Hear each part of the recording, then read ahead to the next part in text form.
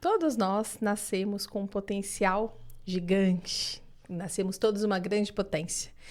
E, infelizmente, a sociedade vai querendo diminuir, encaixar a gente numa caixinha, num rótulo apenas.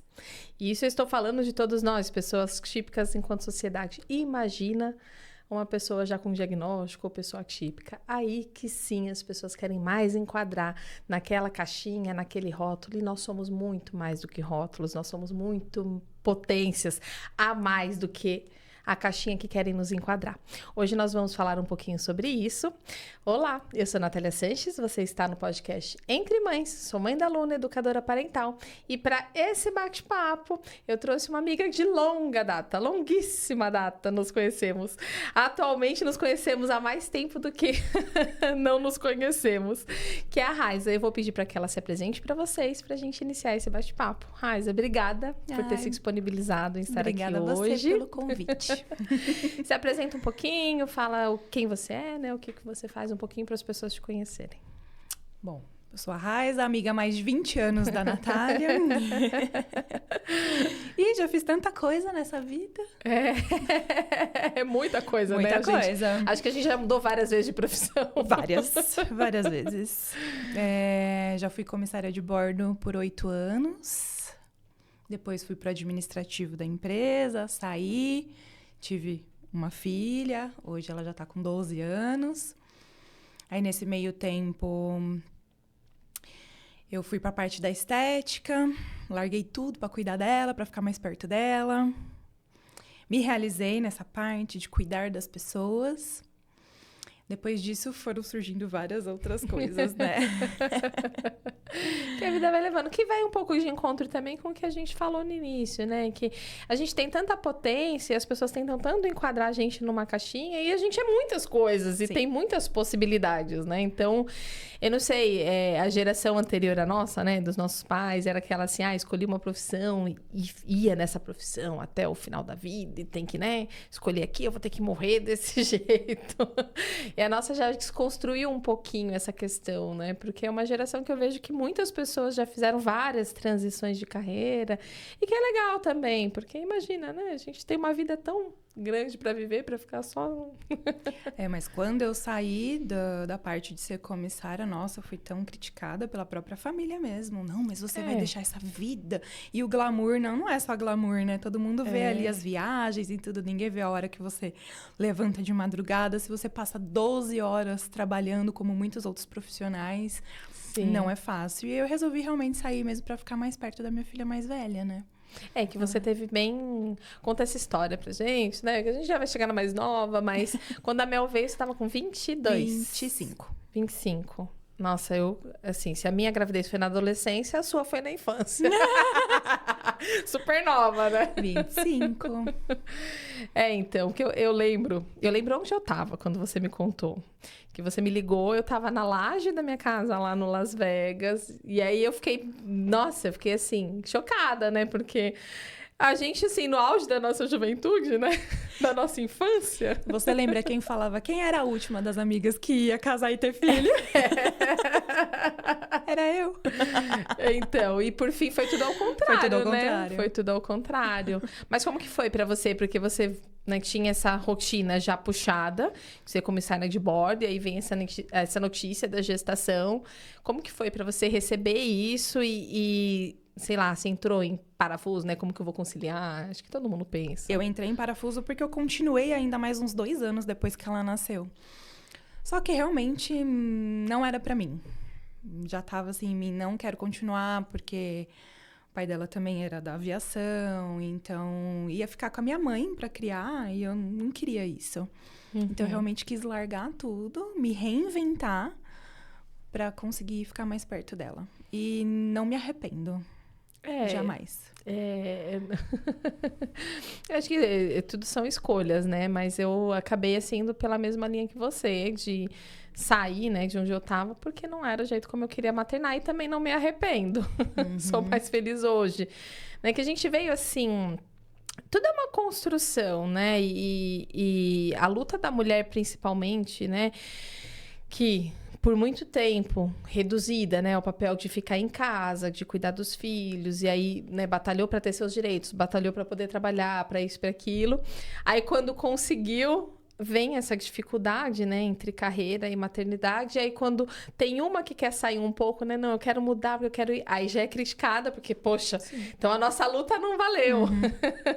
É bem por aí. Imagine a dificuldade das mães que não trabalham. Sim. Né? Então, só os maridos trabalham e elas ficam em casa cuidando da casa, dos filhos. Sim. E também é um trabalho. Gente, é um trabalho exaustivo. É um trabalho exaustivo, é um trabalho que não para, é 24 horas, né? Eu tinha muito essa construção, porque, enfim, né? Minha avó sempre trabalhou, minha mãe sempre trabalhou. E aí, o discurso sempre foi, né? Que quem fica em casa cuidando dos filhos é vagabundo, né? Essa palavra bem pejorativa e que não é a realidade, na verdade, porque é muito trabalhoso. E aí, eu tinha essa construção na minha cabeça, né? De, olha, estar em casa com o filho é porque você não quer trabalhar, porque você não quer fazer nada. E aí, quando entrou no meu puerpério, que eu vi a realidade que era, eu falei, não é assim. É mais exaustivo do que você trabalhar fora, né? E é enlouquecedor, porque você tá numa rotina, né, ali só com a criança, é muito difícil. Então, acho que toda a luta, né, que a gente construiu aqui é válida, mas, assim, também a gente olhar que se a mãe quer escolher, né, a mulher quer escolher estar em casa com os filhos e ter essa maternidade, tá tudo bem. E se ela quiser escolher não, também tá tudo bem, que cada um tem essa escolha. E acho que foi por isso que a gente lutou, né, pra poder ter escolhas. Poder ter escolhas, porque hoje nós somos independentes, né? Aspas, né? Porque aquela que tá dependendo, né, assim, de ficar só em casa e dependendo financeiramente do parceiro, às vezes limita um pouco, né? Que eu acho que não é todo parceiro que compreende, enfim, que você tá fazendo um trabalho de cuidado para que ele possa trabalhar, porque tem esse equilíbrio, né? Se tira a mãe da equação, esse pai vai fazer o quê? Né? Se não tem essa mãe cuidando, então... É complicado, são muitas... A gente tá filosofando aqui. Mas como que foi esses 2 primeiros anos? Você, assim, longe dela, qual que era a sua sensação, o seu sentimento? Cara, foi um misto de... Meu Deus, eu preciso estar em casa, mas eu preciso trabalhar. Foi muito complicado, mas assim, quando eu tive a minha mais velha, eu tinha uma rede de apoio legal. Então, tinha minha mãe, era bem mais nova, meu pai, a minha avó. Então, sempre olharam ela, assim, pra mim, né? Mas assim, na aviação era legal que quando você se tornava mãe, você tinha a opção de ir e voltar no mesmo dia. Só que várias vezes isso dava errado. Então, você ia e não conseguia voltar. Gente, isso me apertava o coração por dentro, porque eu ainda amamentava. Nossa. Então, eu no avião lá, assim, sentia, sabe, o leite, e falava assim, é a hora dela comer, né, dela mamar. E é muito difícil, é muito triste. E fora que a dor física também, né? Porque, assim, principalmente no começo, né? Quando ainda o seu corpo não entendeu a real demanda, né, da amamentação, às vezes empedra, enche muito, dói. Eu já tive febre até por conta disso, de pedra.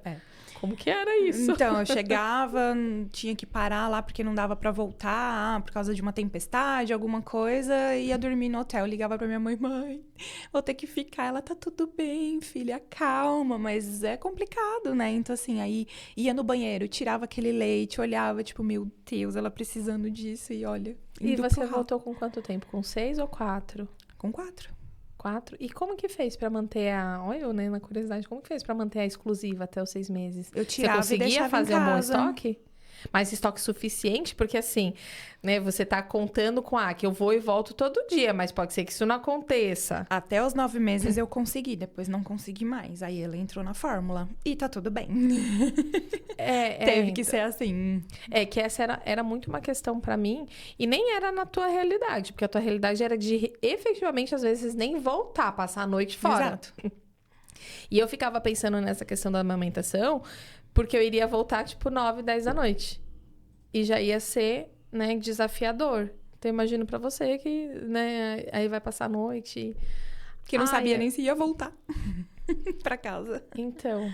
Isso foi o que me tirou, assim, da rota. Literalmente, falei, não quero mais. Mas ainda que você aguentou 2 anos. Ainda que eu aguentei 2 anos. Na loucura, mas aguentei. Era exaustivo, porque aí também chegava em casa, tinha que dar atenção pra ela, tinha que cuidar dela, né? Não tinha que delegar essa função pro meu pai e pra minha mãe. Mas tinha que Sim, estar e lá ela com ela. também tava sedenta, né? Pela mamãe. Muita saudade, muita saudade. Então, assim, eu não vi ela dar o primeiro passinho, eu não vi ela falar a primeira palavrinha. Teve Dia das Mães na escolinha que eu não pude estar presente. Então, tudo isso foi juntando nesses 2 anos. Porque ela foi cedo pra escolinha? Ela né? foi com 9 meses. Com 9 meses. Ainda Com que 9 meses. né, você voltou com 4, ainda conseguiu segurar bem também em casa, sim, né? sim. 5 meses é bastante. Até ela ficar um pouquinho maior, pegar uma resistência um pouquinho melhor. Porque ela não me deu trabalho em termos de escola, de doença, nada. Ela ficava bem, assim. Muito bem. Ai, gente, nossa, mas que... Mas e aí depois desses 2 anos, né? Que aí tá bom, decidir. Aí é um outro desafio, né? Porque você foi pra outra área totalmente diferente. E pra reconstruir isso daí, como que foi, assim, na tua cabeça? Não foi difícil pra mim, porque eu gosto muito de mudança. Eu não tenho medo. Gente, então você é uma capricorniana diferente de mim, porque eu sou Sou. meio apegada. Não, eu gosto daquela coisa assim, a rotina, o horário, tudo certinho, ok. Mas a mudança não me assusta. Então, isso é bom.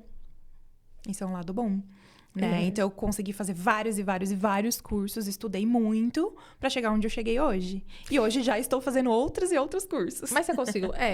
assim... Porque tem uma fase de transição, né? Então, eu tô aqui, beleza, no meu CLT, com saláriozinho garantido. E depois empreender, a gente sabe que é desafiador, né? Não é da noite pro dia. Não. Como que foi, assim, emocionalmente essa fase, né? Porque aí tá... Aí eu consegui o que eu queria, que é estar mais tempo com a minha filha. Mas aí, profissionalmente... Né, nem sempre acontece no ritmo que a gente gostaria. Como que foi isso daí pra você? Não é fácil, porque eu demorei praticamente 1 ano pra conseguir um bom retorno, né? Não foi tão demorado, mas 1 ano aí... Sim, é puxado. Pra quem tá então, nesse acostumada, primeiro né? ano, acabei sacrificando um pouco mais, às vezes, se eu estivesse voando. Mas por uma mudança melhor, que aí eu faço os meus horários, entrada, saída, eu levo e busco ela na escola, consigo dar almoço pra ela, pra elas agora, então... É muito realizador isso. Mas não te pesou emocionalmente, esse 1 ano que você ficou... Não, eu consegui fazer uma boa reservinha também, se for em questão assim, de dinheiro, guardar. Antes de sair. Você conseguiu Exato. planejar. Sim, consegui planejar. Que o meu foi tão desordenado que... Eu consegui planejar. Não foi, né, o seu caso. Foi tipo, vou sair, seja o que Deus quiser. Sem planejamento Sem nenhum. planejamento. Bateu na porta. Eu falei, meu Deus, não consigo voltar. Não dá. Coração apertado, né? Não. Nossa, meu, foi ainda muito. consegui planejar e deu certo. Consegui segurar esse 1 ano. Eu não sei, eu pensando assim na tua realidade, eu acho que nesses 2 anos, esses 2 primeiros anos, eu teria enlouquecido numa realidade dessa como a sua. Porque pra mim já foi difícil só de pensar em voltar. Imagina ficar, né, nisso daí. O nosso apego é muito grande com eles. Sim, é apego, né? Mas é que o pessoal usa, às vezes, apego num sentido pejorativo, né? Como se fosse ruim. E sim, não, é importante de esse forma apego nenhuma, e essa relação, né? Mas hoje eu questiono mais a questão, assim, realmente como não vou falar mercado de trabalho, que a gente já aprendeu no episódio sobre educação que essa palavra é ruim. No mundo do trabalho, como o mundo corporativo, não se adequou à realidade das mães. Então, sim, a gente galgou, né, as posições, mas a gente vê hoje uma inflexibilidade. Porque, assim, até na sua profissão, tá bom, vai e volta todo dia, mas não é garantia e não tem uma inteligência por trás de pensar, então, como que eu vou adequar para essa mãe, para que ela não precise sentir essa necessidade de sair daqui, né? E a maioria das empresas hoje não fazem isso. Tanto que a gente vê muita mãe empreendedora, mas às vezes não é por veia, porque eu queria e tinha esse sonho, é porque realmente não me adequo mais ao CLT, porque Não dá. é rígido, né? Hoje, com a minha atual filha, a bebezinha de 2 anos, é impossível estar num CLT. Pelo tanto de cuidado que ela precisa. Sim. Então, é impossível uma empresa que me dispensaria praticamente todos os dias mais cedo, ou deixaria eu entrar mais tarde, ou sair na hora do almoço e voltar. É impossível. São modelos de contrato muito engessados, sim, né? Sim. Lá na Alemanha, a minha amiga que eu tava gravando com ela, inclusive, falando disso, lá você tem a garantia do emprego por 3 anos, e quando você decide voltar, você pode escolher se você quer trabalhar 16 horas semanais, se você quer trabalhar 20, se você... E aí você se adequa, tem essa flexibilidade mesmo no modelo lá, né, das jornadas de trabalho, para que você não precise sair totalmente. Claro que o salário vai ser compatível com a carga horária que você tá, mas você tem essa opção. Aqui nem tem essa opção. Não, nossa, podia ser estudado isso por aqui, Não né? é? Já não foi estudado home office, então. Aí foi estudado aspas, porque eu achei que depois da pandemia, eu falei, não, depois da pandemia, realmente as pessoas vão olhar diferente pro home office, vão se abrir pra isso, né? Passou pouco tempo depois, já tava todo mundo, não, tem que voltar, todo mundo no presencial. Com coisas que nem fazem sentido, tá no Tudo presencial. bem, tem gente que né? abusa, né? Não, mas aí, não, vamos falar assim, tá bom, é um funcionário que tá abusando. Troca. Não vai entregar, não tá entregando, né? Entendeu? Coloca outro. Eu acho que assim, hoje a gente não tem muito essa visão de relação de confiança mesmo. É muito assim, aquela visão engessada, tem que fazer às 9 horas. Mas se a pessoa tá produzindo em 6, por que ela não pode ter as outras horas, né? Se ela tá te entregando o que você pediu pra entregar, por que não pode ter essa flexibilidade? Mas é um excesso de controle que a gente precisa ter, que eu acho muito... Hoje, pra mim, é uma coisa ilógica, assim, surreal. Tanto que tem aquelas perguntas agora na internet, CLT ou PJ? Não tem. Então, mas pra mãe, a maioria... A mãe não tem jeito. Ou você acaba, infelizmente, sacrificando a criança também, né? Que era naquela rotina que você teve nos 2 primeiros anos, que com certeza foi ruim pra você, mas pra ela foi muito ruim também. Sim.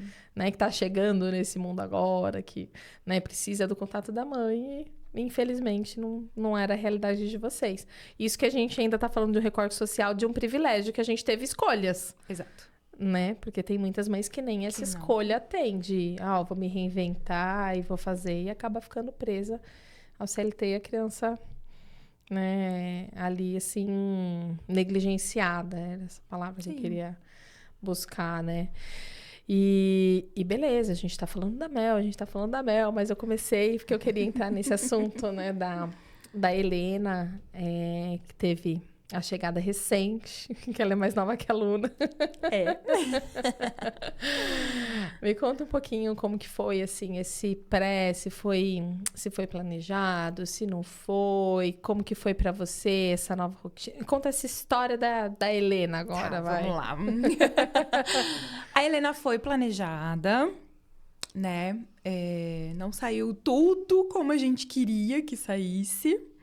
Mas ela foi planejada, foi muito bem-vinda. E depois de 10 anos, né, uma diferença de 10 anos, a gente vê o quanto tudo mudou. Tanto de informação, né, pra mãe, quanto aos cuidados de uma criança mesmo. É tudo muito diferente, tudo muito diferente.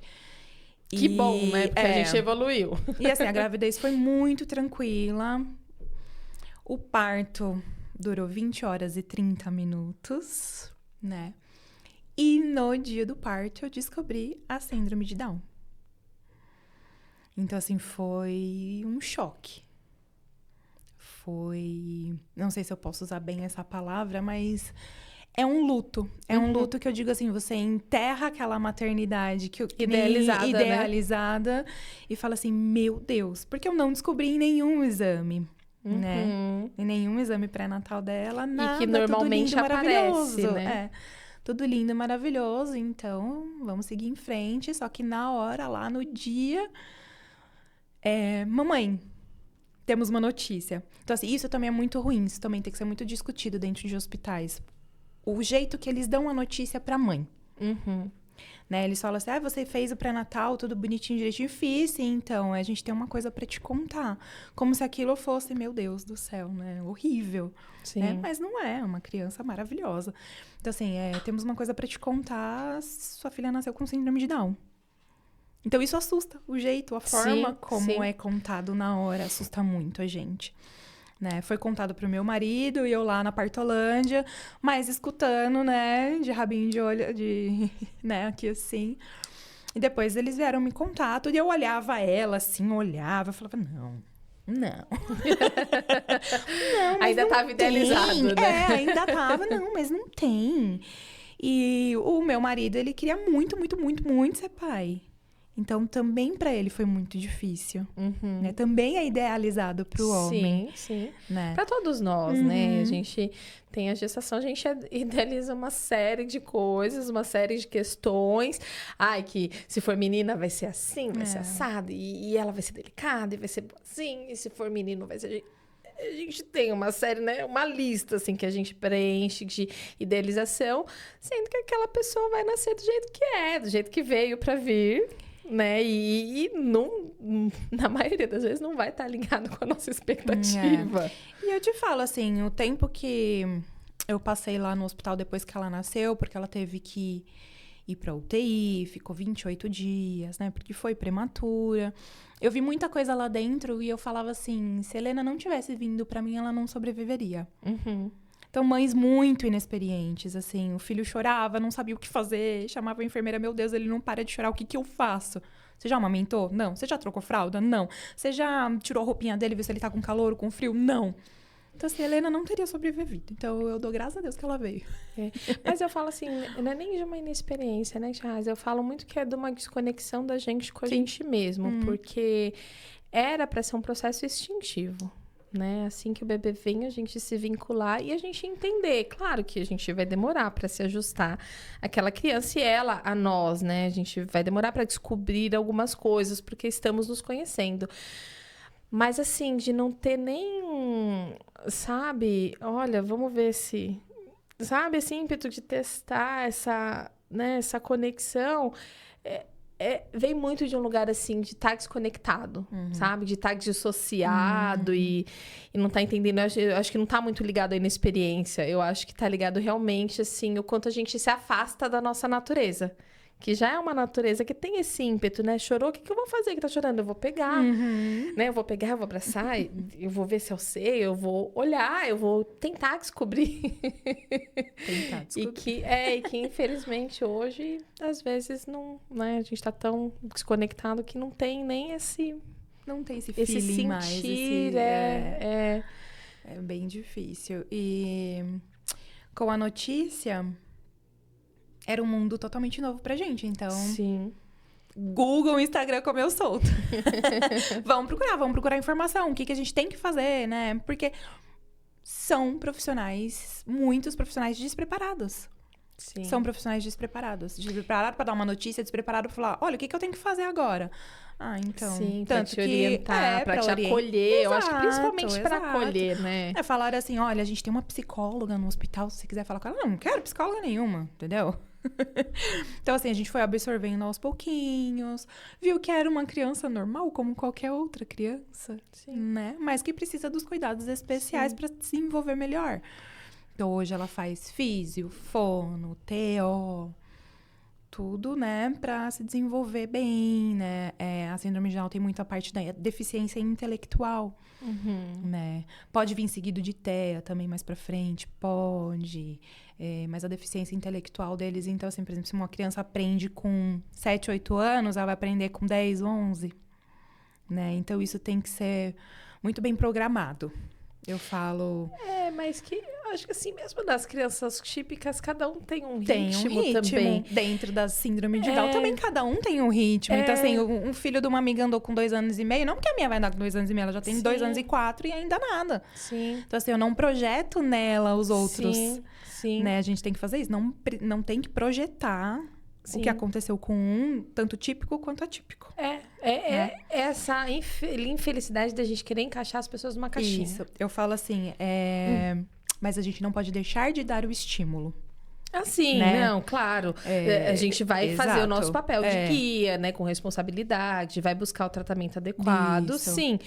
Mas não, o que eu digo é de não querer, não limitar pra nada. Limitar é assim, só vai aprender, realmente, eu vou esperar, porque só vai aprender com a idade. Pode ser que aprenda antes, pode ser que aprenda depois, pode ser que aprenda de um jeito muito diferente do que eu imaginei, mais do que eu imaginei. Então, assim, é de realmente não limitar, de deixar aberto para que essa potência toda se desenvolva do jeito dela, né? E eu vejo que ela é muito inteligente, ela pega as coisas, assim, muito rápido, né? Tanto que você tava falando da carreira, se reinventar, Hoje eu já estou fazendo psicopedagogia. Para quê? Para ajudar ela nesse meio que vai ser o nosso, né, agora. E eu vejo também, assim, estatisticamente falando, tem muitas crianças já vindo com diagnóstico de TEA, TDAH, e vai faltar profissional. Escuta o que eu tô te falando. Vai faltar profissional habilitado para cuidarem dessas crianças. Eu não falo habilitado, porque habilitado eu não tenho esse medo. Eu tenho medo da desumanização. Sim. Porque hoje, eu não sei se você enfrenta, você tinha até começado a falar, né, do quanto, para te darem a notícia, estavam despreparados, o quanto hoje a gente se depara com profissionais que são violentos. É que a gente não nomeia isso porque a gente normalizou muita coisa. Ai, essa é suave. Né? Mas são realmente profissionais violentos em todos os lugares. Né? Então, não é exclusivo na minha área, o quanto que não deve existir também de educador parental violento, que, né, tá projetando suas próprias dores e tal. Então, o meu medo é essa questão, assim, a gente tá vendo, claro, muitas crianças diferentes, né? E aí, tudo bem, vamos falar de diversidade, todo mundo é diferente e a gente tem que acolher, mas a gente não sabe lidar com essa diversidade porque a gente quer, de novo, encaixar todo mundo dentro de uma caixa. A gente já começa com os rótulos, né? Sim. Então, assim, essa é boazinha, essa é terrível, essa é não sei o quê, essa é burra, essa... É o que acontece com a síndrome de Down. Vai ser uma eterna criança, gente. Vocês nem sabem, nossa. É um anjo, é um amor. Sim, ela é a personalidade dela. Ela é um anjo, é um amor. Tem outro que, nossa, é... Gente, e ninguém só é um anjo e só um amor. E é normal. Né? Porque até eu, por melhor que eu me considere, né, que é até uma arrogância da minha parte, eu tenho inúmeras defeitos. E não sou boa o tempo inteiro. Exato. Né? Hoje eu sei reconhecer mais as minhas violências do quanto às vezes eu falo, nossa, putz, fui violenta com tal pessoa, né? Fui ruim. E tá tudo bem, porque a gente é muitas coisas, né? Assim como as crianças. E esse é o meu medo, sabe? Dos profissionais que não têm essa humanidade. Porque a gente vem de uma construção social opressora. Sim. E aí, falta habilitado, mas falta habilitado humano. Que deveria ser o mínimo, né? Deveria ser o básico. Ainda mais para lidar com essas famílias. Cara, você tá ali naquela profissão, você tem que gostar do que você faz. Né? Sim, gostar, você tem que se atualizar, você né? tem Gostar de criança. Exato, você tem que acolher a criança, acolher a família, é tudo muito novo. Sim. Né? E a gente tem que procurar, sim, informação. Sim, tem que correr atrás. Todo mundo. E assim, que nem a gente veio conversando, mas e pediatra para... Gente, pediatra especializado em síndrome de Down. Porque se você vai num outro tipo de pediatra, eles não têm o caminho, a informação. Isso, não tem. Não tem, não é, parece que não é amplo, sabe? Não é amplo. Mas sabe que eu acho que isso é um problema da nossa medicina?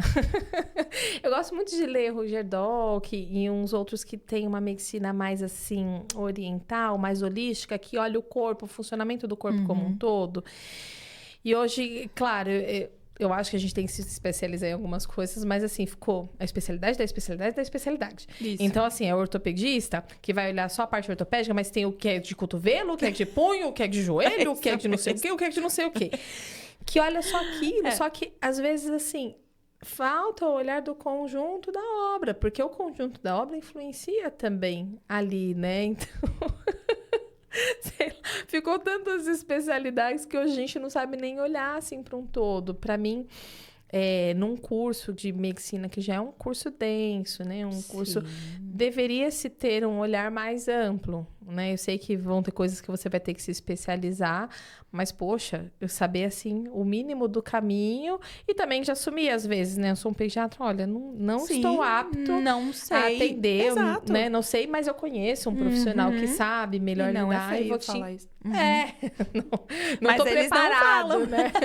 Mas imagina, não, jamais. É que jamais. Tem algumas profissões, né? Olha, gente, se tiver algum médico e advogado aqui me ouvindo, é uma piada meio pejorativa, mas é verdade, que a maioria se acha Deus. É Deus no céu e o médico na terra ou o advogado na terra. Mas é isso mesmo. Então, né, é difícil para esses pedestais eu sair um pouquinho e admitir, olha, não sei tudo, né? E procura o que vai te dar um suporte melhor. Que vai acontecer assim como na escola também. Às vezes a escola precisa reconhecer, olha, a gente não consegue, não tá preparado, vamos... Escola é um caso questão, né? Muito difícil, porque agora com 11 anos eu descobri o TDAH da minha mais velha. Então, eu sou mãe atípica 2 vezes, né? E ela tem muita dificuldade em matemática, então assim, ela fica muito ansiosa. Além dela ter o TDAH, ela tem o grau máximo de ansiedade, né? Gravíssimo. Então, ela teve uma crise semana passada, porque ia ter a prova, nervosa, e assim... Quem acolheu ela foram os colegas. Os colegas de sala acolheram ela. E o diretor falou o quê? O que eu posso fazer para ela? Eu posso diminuir as questões da prova, mas assim, a matéria vai ser a mesma, vai correr do mesmo jeito e não vai ter alguém ali que fale assim, olha, senta aqui, vamos fazer isso, isso, isso. Como que você vai aprender? Ela precisa, no caso da psicopedagoga, é isso que faz. Mas todas as crianças têm um jeito diferente de aprender. Olha como é uma visão limitada do nosso sistema educacional. Exato, também. Não é engessado, limitado? É engessado. E agora, na síndrome de Down, ela está na escolinha, ainda não é alfabetizado, mas, por exemplo, a diretora já virou pra mim e falou assim, meu Deus, eu vou ter que fazer um material separado pra ela, né? Aí você é a diretora? Eu acho que sim. Mas ainda vai demorar, né? Vai demorar. Assim, ela é muito bem acolhida. Nossa, foi uma escola excelente. Assim, não poderia ser melhor. Mas é isso que eu falo, a inclusão. A escola ainda não está preparada. E não inclusão, é inclusiva. Vamos falar no nível diverso. Porque mesmo crianças típicas, mais uma vez, também aprendem de maneiras diferentes. É um sistema educacional que eu tenho N pontos, né, para falar e para criticar, no sentido assim, de que a gente realmente não tem uma educação libertadora, uma educação num nível que, assim, vá fazer aquela criança, aquele adolescente estar preparado para a vida. Né? A gente tem matérias já obsoletas que não te preparam para a vida, que não te preparam para um pensamento crítico, né? Que é aquele aprendizado unilateral, né? Eu coloco aqui o aprendizado e a criança tem que colocar, e se ela tá dentro da linha aqui bem, se ela sair um pouquinho fora da caixinha que eu idealizei, eu quero colocar um diagnóstico, para que aí o diagnóstico que tem que resolver. Mas eu também não sei lidar com esse diagnóstico, existindo ou não, porque hoje eu acho que tem muitos diagnósticos express equivocados. Totalmente. Né? Com uma irresponsabilidade muito grande. Mas assim, tá bom, eu não sei lidar também com isso, eu não preparo um material diferenciado, eu não revejo, né, as minhas questões da sala, porque, poxa, a prova para mim, né, que hoje é uma questão, todas as crianças ficam ansiosas. Né, por causa de prova, de resultado, disso e daquilo. Mas, poxa, a prova deveria ser um material que é única e exclusivamente para o professor saber se aquela criança está entendendo ou não, ele precisa olhar para como essa criança aprende para se reinventar. E não para colocar ela numa régua, olha, ela é inteligente, ela é burra, ela é isso, ela é aquilo, ela consegue, ela não consegue. Né? É filosófico que eu falo. Mas aí é que tá. É por isso que existem tantas crianças com ansiedade e que se cobram demais. Demais. Nossa, porque meu amiguinho conseguiu e eu não. E ela tá nessa fase, né? A mais velha tá nessa fase. Sim, de olhar pro lado e falar assim, mãe, não vai. Eu falei, filha, tá tudo bem, calma. Tá tudo bem. Lógico que ela não pode colocar o diagnóstico dela à frente de tudo. Já falo isso pra ela, né? Mas a gente tem que saber que ela tem esta dificuldade. Sim, né? E que mesmo que ela não tivesse o diagnóstico, também tá tudo bem. E tá tudo bem, tá tudo bem. A gente tem dificuldade, a gente não é 100% em tudo. Se eu pegar uma coisa, sei lá, de química, eu não vou saber. Eu sempre fui ruim em química. A gente tá aqui no ensino médio, entendeu? Eu não sei se você lembra disso, e nem se você tava nessa recuperação do Valdevino. Nossa, Valdevino. Porque assim, eu fui até a 8ª série... boa em todas as matérias, mas eu já entendo hoje, né, que era o meu personagem ter que performar nisso. Mas enfim, eu era boa em todas as matérias. Aí veio o ensino médio que eu era péssima em exatas, em física, em química, né? A gente era A gente tinha muita dificuldade. O Roberto, obrigada por nos ajudar muitas vezes, Roberto.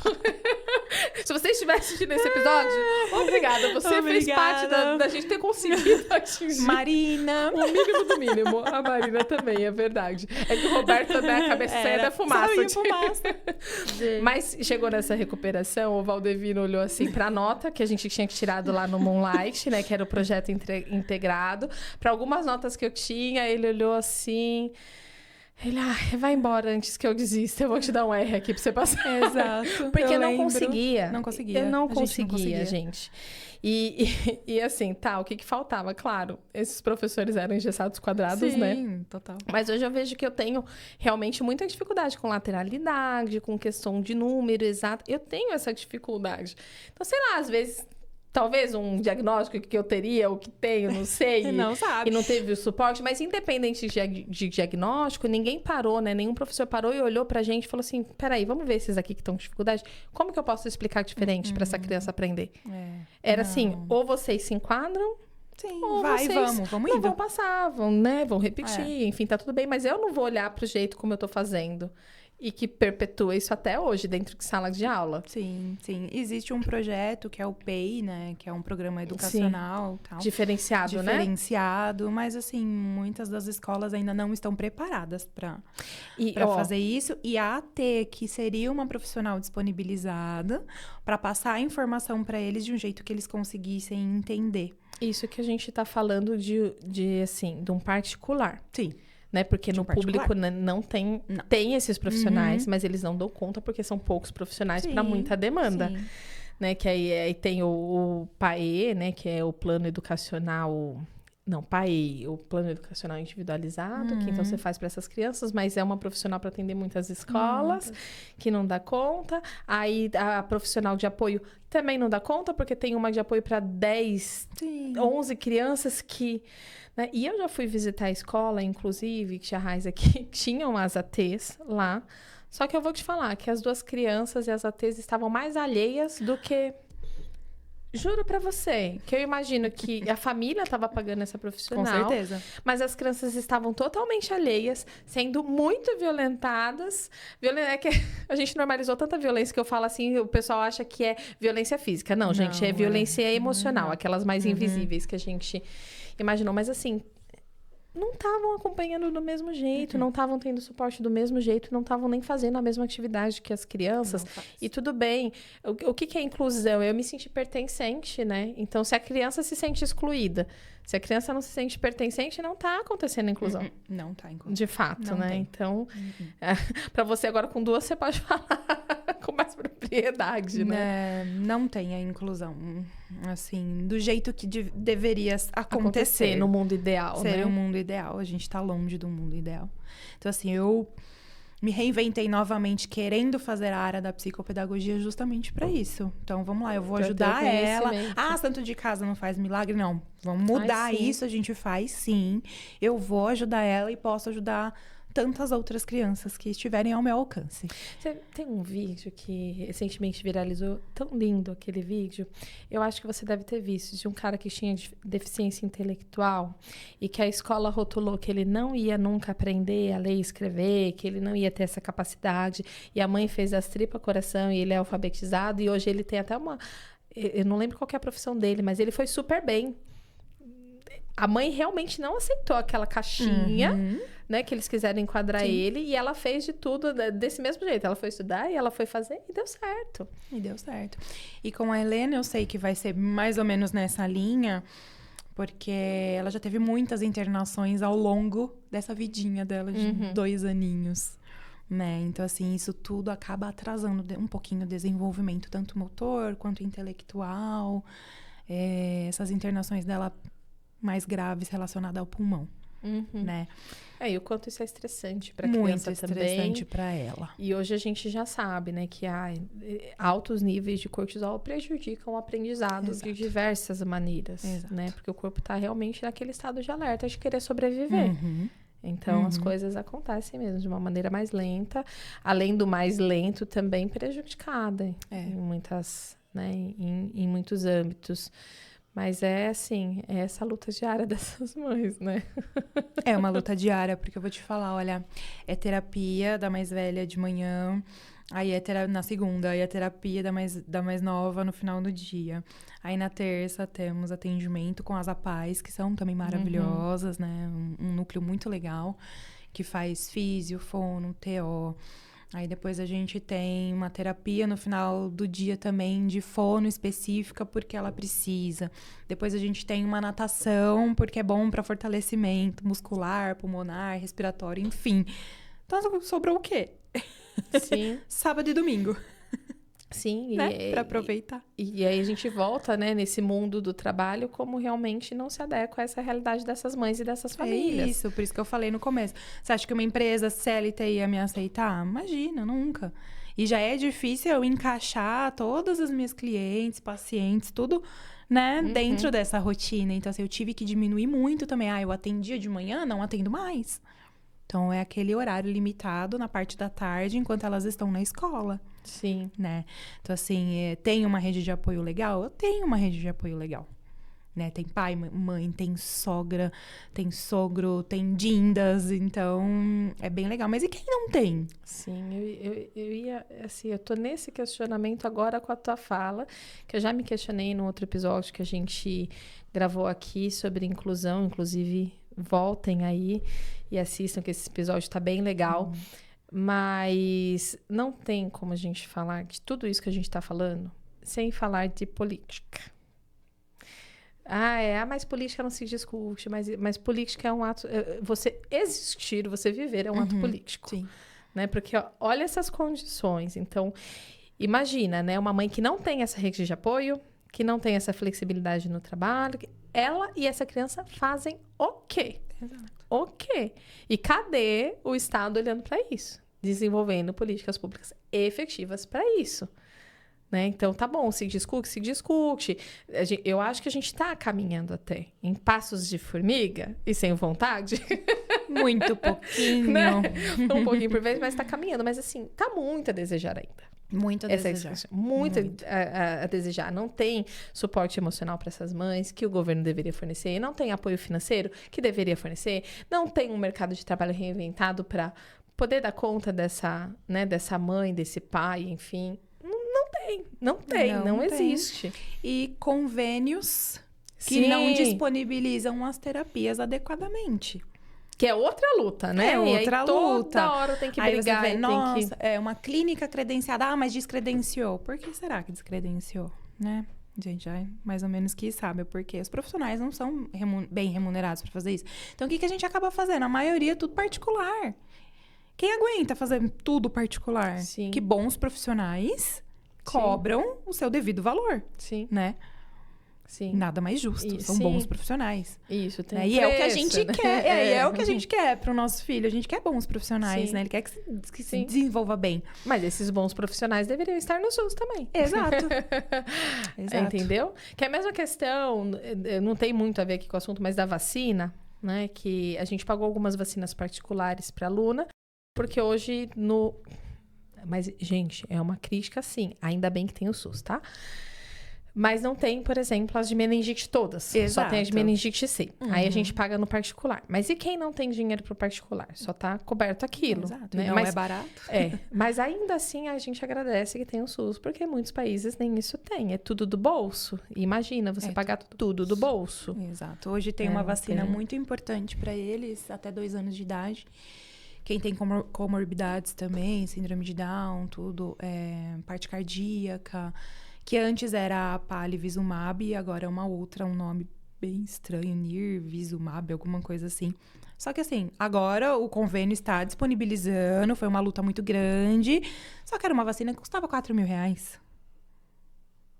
Impossível, né? No nosso... onde a gente vive, na nossa realidade. Bolha, imagina furando a nossa bolha, né? Impossível. E tem outras vacinas caríssimas também para outros tipos de doenças. Tem.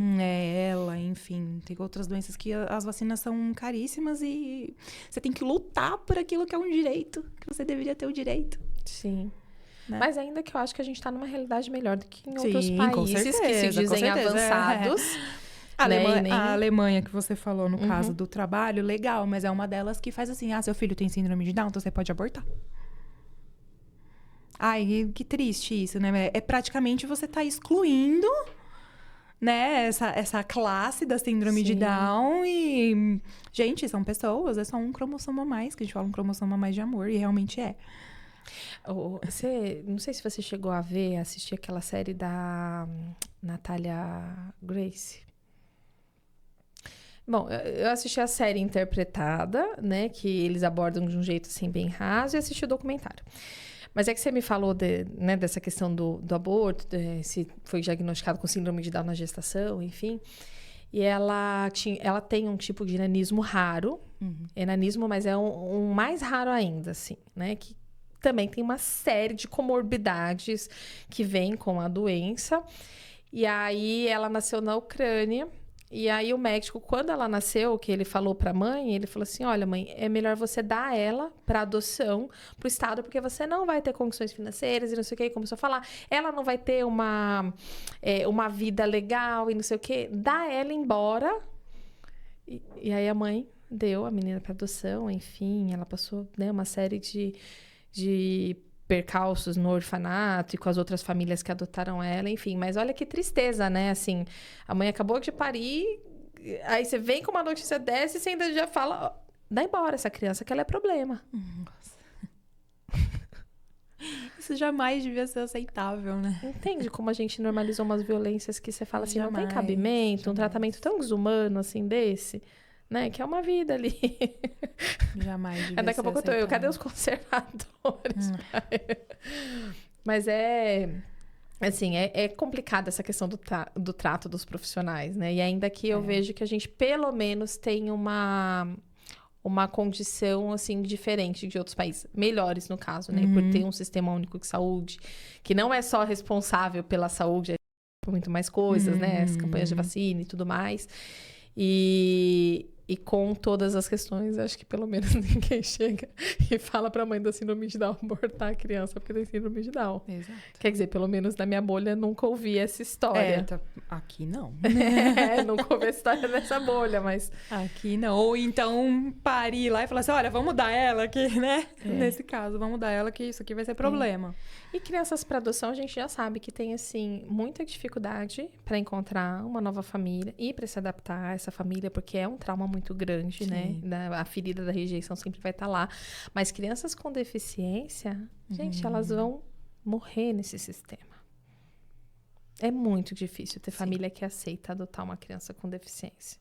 Infelizmente, essa é a realidade, né? Ai, não. Aí vem tudo isso. Eu nem me abro a possibilidade de amar aquela criança, porque eu já tô olhando tudo que vem com... É muito triste, né? É muito triste. Ai, gente. Mas vamos falar das coisas boas, né? A gente já tá deprimindo aqui o episódio. Que você falou, né? Eu, inclusive, né, quando ela nasceu e vi que você postou lá no Instagram tudo, eu só fui entender que ela tinha síndrome de Down depois que você postou um vídeo que a mãe com a criança com síndrome de Down falava exatamente isso, que é um cromossomo a mais de amor e não sei o que e tal. Eu sei que foi um luto, né, você receber essa notícia, mas hoje, né, pra gente incentivar todas as mães, é igual, não é? Gente, é maravilhoso. É maravilhoso. É um susto no começo, como eu falei, é um susto para todas as mães que não descobrem, né? Descobrem na hora do parto, como eu descobri, mas é maravilhoso. É um desenvolvimento como qualquer outra criança. É uma criança como qualquer outra. É. Com as suas particularidades. Sim, particularidades. Como todas têm. Exato. Assim como a minha mais velha também tem as particularidades dela. Sim. Nada é flores, a gente sabe que conforme vai crescendo só vai dificultando ali, né? Sim. É que nem videogame, né, filha? Igual videogame, cada fase que a gente vai passando vai ficando mais difícil. Que a gente vai ser a primeira vez mãe daquela fase. Exato. Né? E ter as particularidades. E pra mim também foi uma fase totalmente diferente, 10 anos depois, com muito mais informação. Ainda bem. Sim. Né? Sim. Ainda bem que a gente tem muito mais informação. Mas que você tá aberta pra isso. Exato. Porque hoje a gente tem muito mais, mas tem muitas famílias que não estão abertas pra receber informações atualizadas. Ainda vem com um discursinho de castigo, de bater, de não sei o quê, de violência. Não, que na minha época foi isso, que eu apanhei e sobrevivi, não sei o quê. Tem muita gente que não tá aberto pro que a ciência tem trazido de novo. Exato. Eu sei que às vezes é de um lugar de... Assim, primeiro, né, aquele negócio de, vou ter que honrar meu pai. Gente, a gente honra mesmo tendo informações diferentes, porque eles fizeram do jeito que eles sabiam, né? Sim, do jeito que tinham, sim, e o que tá tinha. tudo bem isso. Era o que tinha pra época, né? Então, eu sei que às vezes vem essa dor de querer justificar, né, o que passaram com pais, ou o que fizeram, porque que nem você, na época da Mel, era um tipo de informação. Se hoje você fosse olhar pra isso, você, putz, fiz tudo errado, não sei o quê, já vem aquela culpa, né? E não é nesse sentido de Sim, culpa, você fez o que deu, o que deu. você sabia. O que a gente tinha ali, né? As Sim. condições que a gente tinha ali. Sim, e com todo o amor do mundo, né? Porque, Muito.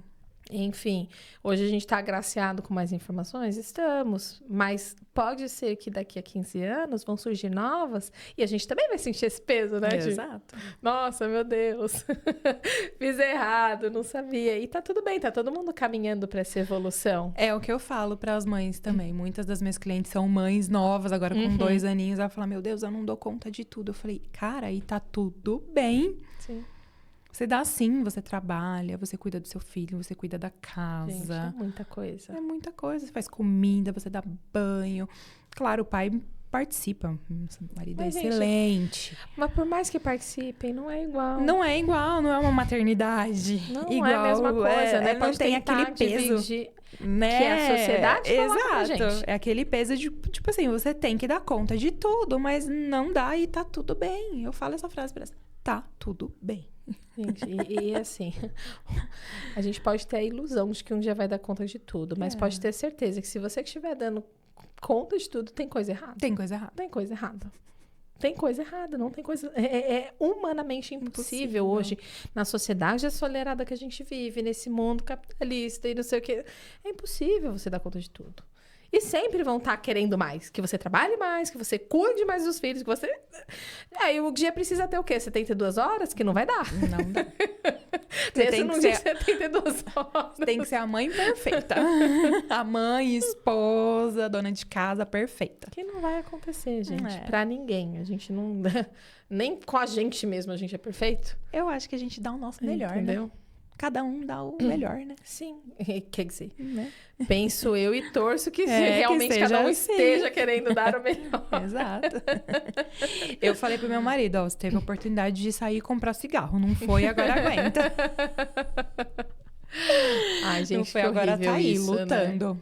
Que horrível isso, né? Como eu já vi acontecer. Gente, isso é o que mais acontece. Recebeu a notícia lá, acontece. olha, papai, mamãe, seu filho tem síndrome de Down. Mano, no dia seguinte, então, não vou cuidar dessa criança e se vira aí, mãe. A Rosângela, nesse episódio que a gente gravou sobre inclusão, ela trouxe os dados, a estatística de quanto, em porcentagem, agora eu não vou lembrar, vocês voltem no episódio e assistam, do quanto, em porcentagem, esses pais abandonam as famílias quando tem um diagnóstico. É muito alta. Eu não lembro exatamente a porcentagem, mas é muito alta. E fica tudo nas costas da mãe mais uma vez. Que numa criança atípica já fica, né? Porque a sociedade coloca. Aí na criança atípica, mais ainda, né? O que problema atiça muito mais. É muito... E nem a parte também, não só do aprendizado, o que a gente passa muito com a Helena, é a parte de doenças mesmo, né? Das então, comorbidades. Assim, comorbidades. Ela pegou tudo que ela podia pegar. Pegou Covid, pegou gripe, pegou bronquiolite, pegou pneumonia, vários tipos de pneumonia. Então, essa parte é muito difícil também. Cansativo, é muito né? cansativo. É muito cansativo. Além de tudo, ainda tem isso. Sim. Né? Sim. E volto a dizer, gente, discutam política, tá? Porque a gente que tá decidindo, colocando essas pessoas que estão fazendo as políticas públicas para atender a gente. Então, a gente tem que estudar sobre pra gente brigar por... né? Porque hoje não tem, mas a gente tem que ir lá brigar por. E uma coisa que eu falei no episódio, né, esse da inclusão, e que eu vou repetir aqui, é o quanto nós, famílias que têm crianças atípicas, precisamos estar aliadas e dando suporte para essas famílias atípicas. Exato. E colocando as nossas crianças no meio também para conviver com essa diversidade, apoiando e lutando junto. Né? Porque você vai... a gente foi lá no Carnaval... Não tinha nenhuma criança atípica, exceto a Luna. Exceto a Luna. Não tinha nenhuma. Aí você vai numa luta, numa caminhada do autismo, numa caminhada... Só tem esse público. Só que quem tem que ajudar esse público que está exausto a lutar somos nós. Somos nós. E você sabe que no dia da síndrome de Down, a escola da Helena, ela fez as meias trocadas, né? E a professora explicou para os mais velhinhos, né? Ali, acho que 5, 6 anos. Explicou para eles o que era a síndrome de Down de uma forma lúdica, que eles conseguissem entender. Compreender. E falou assim, nossa, nós temos uma criança com síndrome de Down aqui na escola. E um dos alunos virou e falou assim, nossa, a gente pode conhecer a Helene, então? Pode. E nesse dia eu estava na escola, participando lá, e eu falei, pode trazer a Helene. Então trouxeram ela do berçário para essa turma mais velha. Eles olharam e falaram assim, nossa, é ela? Então, assim, a criança, né, olhou e falou assim, tipo, é isso? É um bebê, mas é um bebê, é normal, é uma criança, né? Muitas vezes a gente fala, o pai e a mãe idealiza e a criança ouve o pai e a mãe falar muitas coisas, até mesmo de racismo, enfim. Sim, de tudo, né? Sobre tudo, E então, assim, pra ele é uma criança e tá tudo bem, é normal, e vamos conviver, e vamos brincar, e legal. E tem que ser essa visão, né? Ninguém nasce preconceituoso. Exato. Ninguém nasce preconceituoso. Isso daí é a maneira como a gente é socializado. Exato. E é isso que a gente tem que mudar e fazer nossa autocrítica mesmo, né? Porque a gente foi socializado assim também. Então, do quanto eu tenho que me desconstruir para que eu não perpetue isso daí com o meu filho e com outras crianças. Porque, você vê, pra eles é uma criança normal. É uma criança normal, exato. E, queira ou não, é um dos nossos medos quando ela for maiorzinha. Será que ela vai ser chamada pro aniversário do amiguinho? Será que ela vai ser incluída na festinha, no piquenique? É uma incógnita, porque a gente sabe que muitos não são, enfim. Mas a gente espera que isso mude muito, assim, com o tempo, né? Sim. Precisa disso, de conscientização, de informação, da gente realmente ser quase igual um testemunho de Jeová. Vamos levar a palavra da diversidade, vamos levar a palavra da inclusão. Porque a gente precisa, né? A gente tá num mundo que é muito diverso e que a gente precisa aprender a conviver em harmonia, a conviver, né, em sociedade de maneira amorosa e respeitosa. Sim. Com todo mundo. Com todo mundo. Independente de quem seja.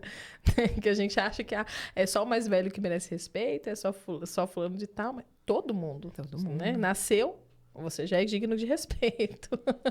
Tá lá, inclusive, garantido no Estatuto da Criança e do Adolescente, tá, gente? Eles têm direito à dignidade, a respeito, tudo isso. É isso mesmo. É isso mesmo. E é assim. E como que foi? Não, a gente já tá assim, caminhando pro final. Meu Deus, acabou o tempo mesmo. Tá tão gostoso. Né? A gente vai conversando e... eu queria tocar mais assunto. Vai ficar... Pronto, fica um gancho pra gente marcar uma outra vez e conversar mais, entendeu? Sobre isso. Com certeza. Mas, então, já que, né, estamos encaminhando para o final, eu sempre peço para o convidado deixar uma mensagem final, e aí você pode deixar um recado para as mães, para os pais, para as famílias típicas, atípicas, quem você quiser, e falar onde as pessoas podem te encontrar também, se elas quiserem, né? Fazer um serviço com você, te contratar. Eu sei que hoje tua agenda tá mais limitada, mas faz o teu merchan aí, deixa uma mensagem limitado. E faça o teu merchan. Ai, que difícil, né? Sim, logo a de gente surpresa. De surpresa, gente. Nossa, você me forçou agora. Fala o que você tá sentindo no seu alguma coração, coisa linda. Entendeu? Não precisa pensar em coisa linda. Fala o que tá no seu coração, entendeu? É isso. Eu acho que o mundo tem que ser muito mais acolhedor. Com todo mundo. Com as crianças também. A gente passando esse amor, tudo isso que você falou, elas também vão crescer, né? Vendo esse amor entre pais, mãe, as pessoas, as próprias crianças. O exemplo que eu dei, né? Nossa, é só isso, é só um bebê. Então, para eles é normal. Então, eu acho que essa coisa de preconceito que ainda é muito forte no nosso país, isso tem que passar a assumir. E passar a assumir com essa geração que a gente tá criando, sabe? É o amor. Tem que ficar o amor. O trabalho é nosso. O trabalho é nosso. O trabalho é nosso. Então, eu acho que é isso. E onde que as pessoas podem te encontrar? No Instagram, Raiz Stivanelli. Eu vou colocar na tela porque esse nome é bem complicado. Raiz Stivanelli ainda tá lá em construção, mas vai ficar bem legal. Tá bom. Maravilha, obrigada viu, por estar aqui. E para vocês que ficaram aqui até agora, que gostaram. Não interessa se gostou ou se não gostou, compartilha. Porque eu acho que esse é um tema que todo mundo tem que discutir, que todo mundo tem que falar. A gente tem que trazer mais diversidade para as nossas casas, para as nossas mesas. Nós temos que nos desconstruir realmente, né? Porque o preconceito está na sociedade que a gente viveu, mas ele não precisa perpetuar através de nós. A gente pode fazer diferente, a gente pode buscar informação, a gente pode incluir, levar nossos filhos e participar dessa luta também, tá? Comenta aqui o que vocês acharam desse episódio. Deixa o seu like se você gostou, se você não gostou, porque é importante. Se inscreva no canal para vocês não perderem nenhum vídeo. E eu encontro vocês na próxima semana. Até lá!